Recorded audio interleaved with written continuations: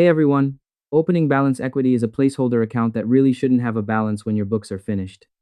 Today, I'm going to show you how to investigate this account through the chart of accounts and clear it out the right way. Let's get to work. Step 1. Open chart of accounts. First, go to your left-hand sidebar, click on Transactions, and select Chart of Accounts. Step 2. Find Equity Account History. Scroll down to your Equity section and look for Opening Balance Equity.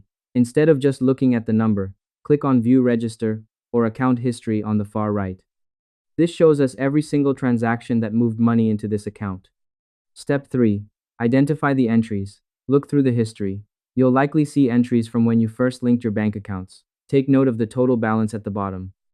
We need to move this total out of here and into retained earnings to keep your equity section clean. Step 4. Create the journal entry.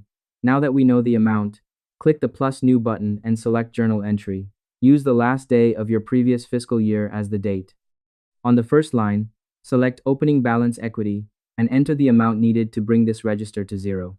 If the register shows a positive balance, you'll debit it here. Step 5. Offset to retained earnings. On the second line, select retained earnings. QuickBooks will automatically fill in the matching credit. This officially moves the starting equity into your permanent equity. Hit save and close. I hope this helped you out and I see you in the next one.